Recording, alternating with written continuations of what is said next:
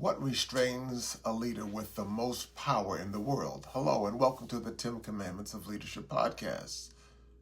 Here we educate, equip, and empower emerging leaders with God-thought leadership, and we also present current events and newsmakers in the light of best practices from the Bible. And today's commandment begins with one question: Lord, is it I? Today we're talking about why leadership governed by self alone is not restraint, but ego-holism, and why Scripture, history, and experience all warn us as to where that road leads. What am I talking about? The January 7 New York Times interview featured the U.S. president's claim that his only constraint as commander-in-chief is his own morality. No international law, no external guardrails, just himself. That statement should give thoughtful citizens pause. Leadership, especially at the highest levels, is never meant to be governed solely by one's own self-assessment. When restraint is defined only by personal morality, leadership risks become self-referential, insulated, and dangerous. In my work, I call this condition ego-holism, a distorted view of self that eclipses accountability, humility, and shared moral norms. History is not silent on this issue. The Bible recounts how, for example, King Nebuchadnezzar once stood atop his palace, admiring his Babylonian empire, declaring, "Look what I have built."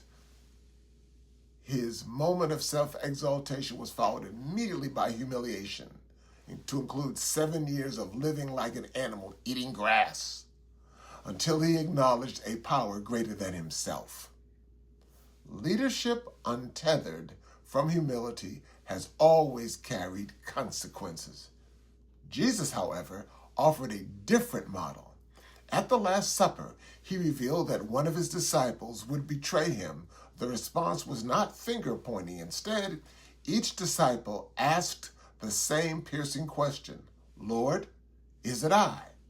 That question reflects the true moral leadership, self-examination before accusation. The danger of ego-holism is not confined to presidents or politicians. It shows up everywhere leaders believe they are the exception. In boardrooms, in churches, in classrooms, and in homes, for example. When leaders answer only to themselves, restraint erodes, trust weakens, and institutions suffer.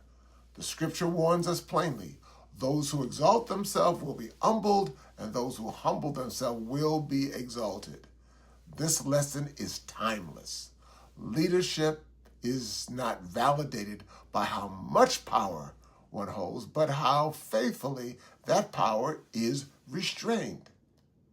Before we point outward, however, the harder and holier question remains: where do I locate my own restraint? Leadership doesn't fail because of a lack of power. It fails because of a lack of restraint. And restraint that answers only to self is no restraint at all. The call of servant leadership is humility before authority, self-examination before self-exaltation.